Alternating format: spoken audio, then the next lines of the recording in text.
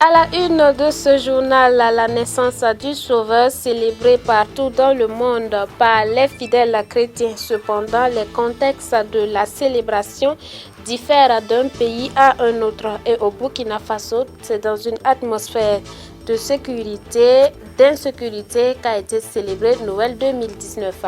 Mesdames, Mesdemoiselles, Messieurs, bonsoir. Merci de nous retrouver en cette soirée de Noël.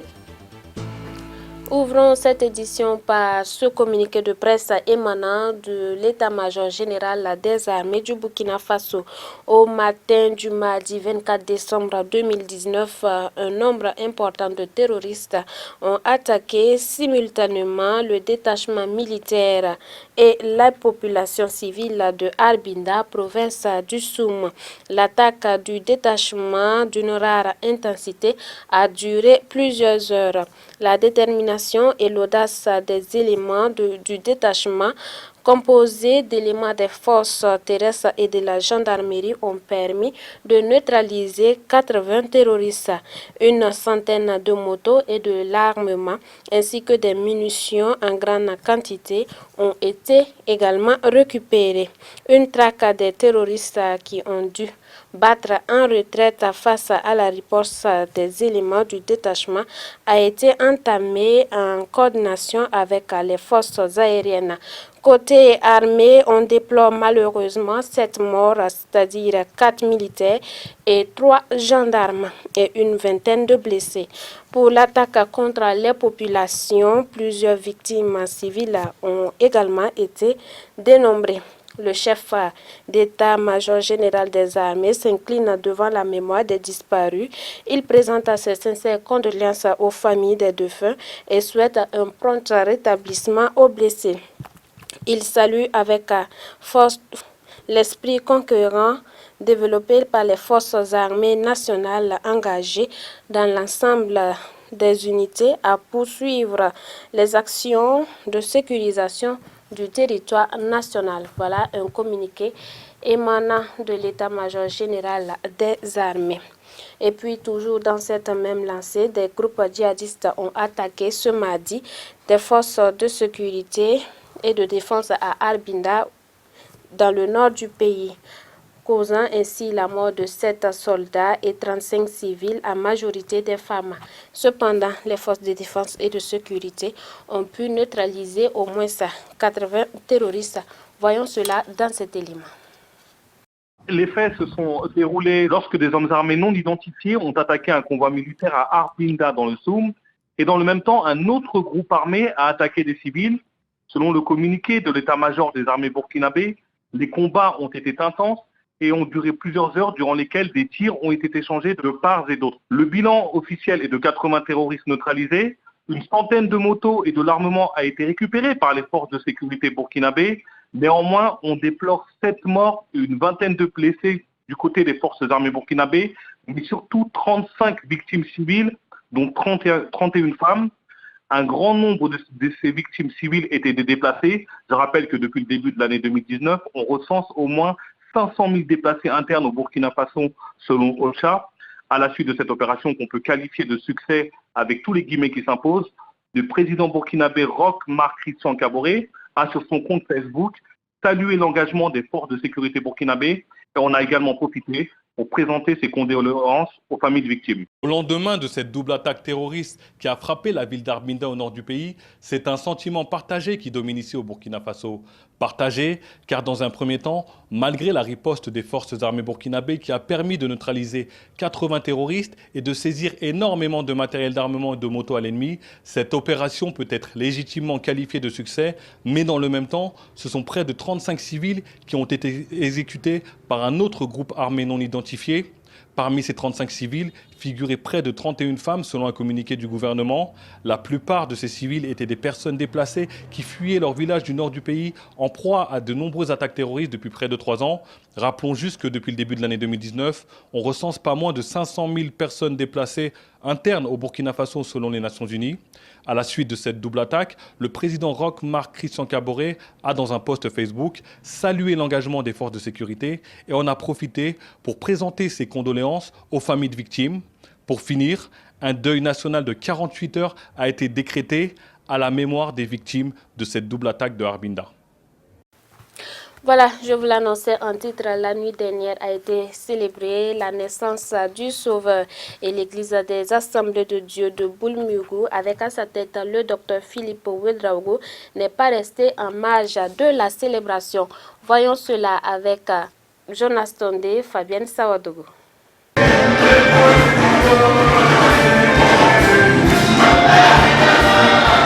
C'est au travers des prestations de différentes chorales et de l'écoute de la parole de Dieu que l'Église des Assemblées de Dieu de Boulmugou célèbre en ce 24 nuit la nativité du Sauveur. Chants mélodieux et danses ont marqué les moments forts de cette célébration, témoignant ainsi la joie immense qui anime le corps de Christ quand il se rappelle et commémore une fois de plus la naissance du Sauveur. Le pasteur Eli Bamogo, à travers son message, a encore rappelé aux fidèles chrétiens l'une des principes de la naissance de Jésus qui se rapporte à l'humilité, tout en indiquant que c'est à cause de son humilité et pour nous montrer l'exemple à suivre que Christ est né dans une crèche, alors qu'en étant le Fils de Dieu, il pouvait venir au monde dans de plus belles conditions.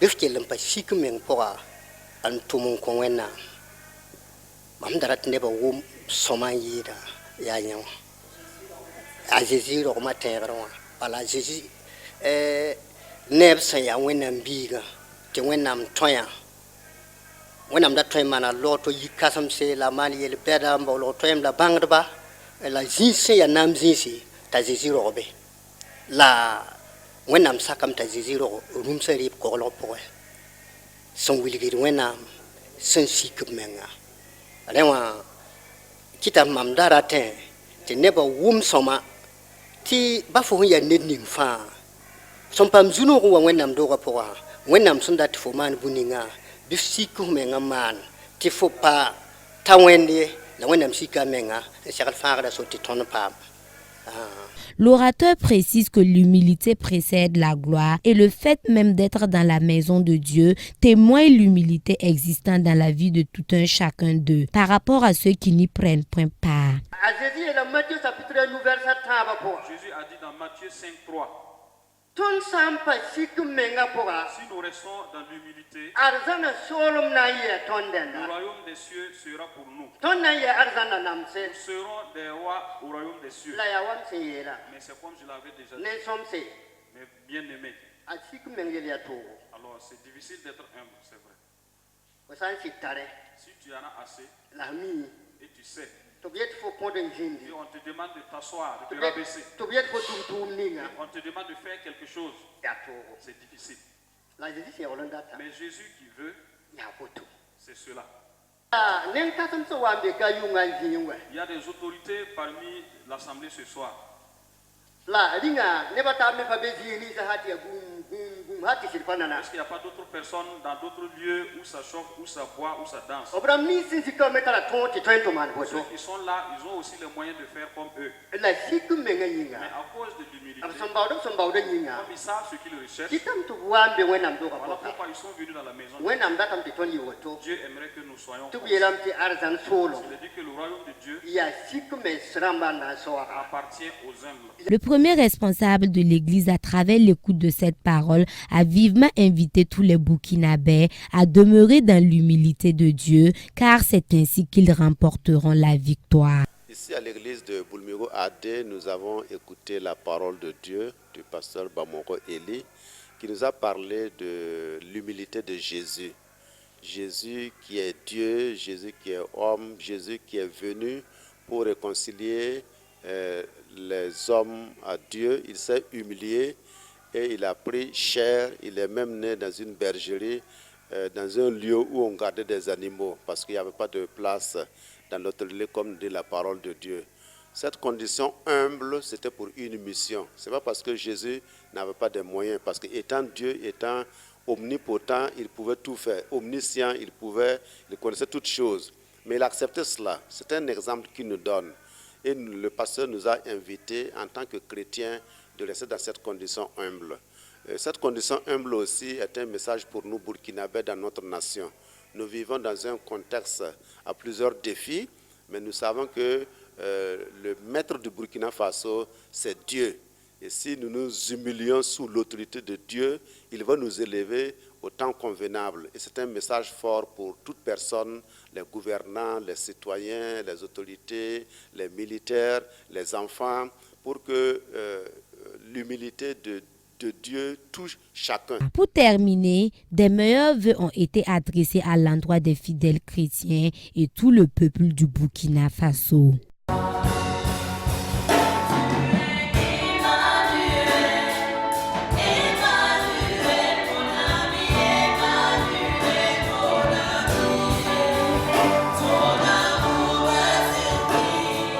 Toujours dans cette ambiance de Noël, le réveillon de Noël a été également célébré à l'église des Assemblées de Dieu de Boulmurou Barrage. On voit cela avec Yannick Kaboré, Odette Zongina. Malgré le contexte sécuritaire difficile, l'église des Assemblées de Dieu de Boulmurou Barrage n'est pas restée en marge de la commémoration du réveillon de Noël. De la chorale féminine à la chorale mixte morée, en passant par la chorale mixte française et des différents groupes, les mélodies entonnées rendaient hommage et gloire à l'Éternel pour la naissance du Sauveur. Le pasteur Jean-Paul lui a axé son message sur le passage de Luc 2, verset 8, où il invite le peuple de Dieu à privilégier la louange comme un parfum de bonne odeur en guise de reconnaissance à l'Éternel pour la venue du Sauveur, gage du salut de tous les hommes. Autre point évoqué, l'humilité, une vertu sans laquelle nul ne peut être élevé. Le sacrifice de Christ en est une illustration. S'étant dépouillé de toute gloire, humilié et rejeté, aujourd'hui, Dieu l'a souverainement élevé. Il est assis à sa droite et a reçu le nom au-dessus de tous les noms. Même son de cloche pour le pasteur principal François Zongo, pour qui l'humilité est une vertu qui précède toute gloire. Jésus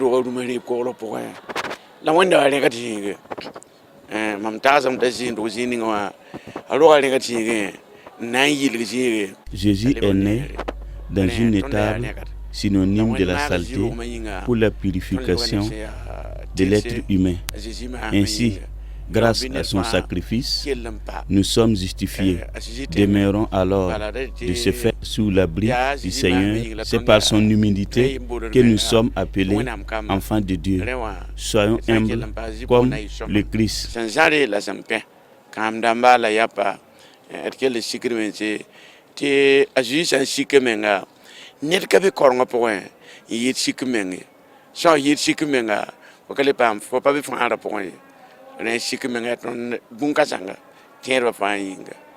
En ces temps difficiles où le terrorisme fait de nombreuses victimes, le pasteur François Zongo conseille le peuple de Dieu à la prudence. C'est Dieu qui va veiller sur le peuple, sur les pays.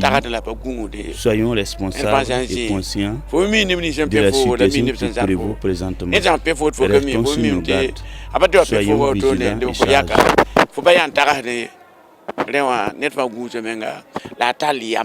Du reste, les femmes ont embelli cette soirée par leurs diverses prestations. Dans l'actualité hors de chez nous, en Syrie, la naissance de celui qui sera crucifié plus tard a été teintée de tristesse pour les chrétiens du pays. Suivons donc le cas de l'église de Dera qui avait été auparavant endommagée par la chute d'une roquette. Noël s'annonce morose pour beaucoup de chrétiens de Syrie. À Dera, dans le sud du pays, le père Georges Risque installe un crucifix flambant neuf dans la nef. Son église vient d'être rénovée car elle avait été endommagée par la chute d'une roquette. Mais malgré tout, il craint que les fidèles soient peu nombreux à la messe de la Nativité. Il y a maintenant des régions où il n'y a plus aucun chrétien. Je ne sais pas combien de temps cette situation va durer. Il y a des villages et des zones qui ne sont plus peuplés que par quelques personnes âgées. À Dera, environ la moitié de la population chrétienne a quitté la ville. Dans cette église orthodoxe aussi, la plupart des fidèles ont fui la guerre qui ravage la Syrie. Wassila Tiyab n'a pas le cœur à la fête. Plusieurs de ses enfants se sont installés à l'étranger. J'ai 6 filles. La plus âgée est née en 1964. Elle est partie avec ses enfants après la mort de son mari. Mes autres enfants envisagent de partir aussi. Selon le représentant du Vatican à Damas, le pourcentage de chrétiens serait passé de 6 à 2% en Syrie depuis le début de la guerre. Pour ceux qui restent, sans leurs proches, Noël sera teinté de tristesse. Et aux Philippines, c'est un typhon qui vient gâcher la fête. Plus de 10 000 personnes ont passé la nuit du réveillon de Noël dans des écoles, des gymnases et bien sûr des bâtiments publics selon les responsables de la défense civile. Noël, les pieds dans l'eau. Aux Philippines, cette maison n'est désormais plus qu'une île. Le typhon Fonfon a frappé mercredi le centre de l'archipel, venant gâcher le réveillon de dizaines de milliers d'habitants dans ce pays à grande majorité catholique. Plus de 10 000 personnes ont passé la nuit de mardi à mercredi dans des écoles, des gymnases et des bâtiments publics, tandis que des maisons ont été dévastées ou inondées par les pluies qui ont accompagné le typhon. Bien que moins puissant, Fonfon suit la même trajectoire que le typhon Haiwan, le plus dévastateur enregistré dans le pays. Il avait fait plus de 7000 morts et disparus en 2013. Selon un garde-côte, plus de 25 000 personnes restaient toujours bloquées mercredi dans les ports en raison de l'arrêt des liaisons par ferry. Avant de refermer cette édition, nous faisons un zoom dans ce journal sur la situation des chrétiens de Gaza. Une situation dite délicate. On voit cela dans cet élément. Comme chaque année, les touristes sont venus en nombre à Nazareth, lieu de pèlerinage très prisé par les chrétiens. Parmi les croyants qui arpentent les rues ce soir, Kamal Taradi, l'homme originaire de Gaza, y a trouvé refuge. En 2008, j'ai été autorisé par l'Église à quitter Gaza pendant 15 jours et je suis resté à Ramallah. Triste constat. Il y a 10 ans, dit-il, plus de 4500 chrétiens vivaient à Gaza. Aujourd'hui, il en reste 600. J'ai quitté Gaza en 2008, un an après la prise de contrôle islamique. Le Hamas a agressé les églises, les institutions. Le Hamas a agressé la société chrétienne à Gaza. Kamal est resté en Cisjordanie pendant près de 6 ans jusqu'à ce qu'il découvre que quelqu'un avait pris possession de sa maison à Gaza. J'ai reçu un appel téléphonique et quelqu'un m'a demandé si ma maison était louée. J'ai dit non et j'ai demandé pourquoi. Les brigades Al-Qassam en ont fait une salle d'opération, m'ont-ils dit. Je suis arrivé à Gaza et j'ai vu que la maison était complètement détruite. Les brigades Al-Qassam sont les forces militaires du Hamas. Leur quartier général et bon nombre de leurs armes ont été bombardés pendant la guerre de 2014 entre Israël et le Hamas. Une fois de retour à Gaza, il a fallu plus de 5 ans à Kamal pour s'enfuir à nouveau. Et quand il parvient enfin à Ramallah, aucun endroit pour vivre, il est contraint de dormir dans la rue. Voilà, je reprends pour vous ce communiqué de presse émanant de l'état-major général des armées du Burkina. Au matin du mardi 24 décembre, un nombre important de terroristes ont attaqué simultanément le détachement militaire et les populations civiles de Arbinda, province du Soum.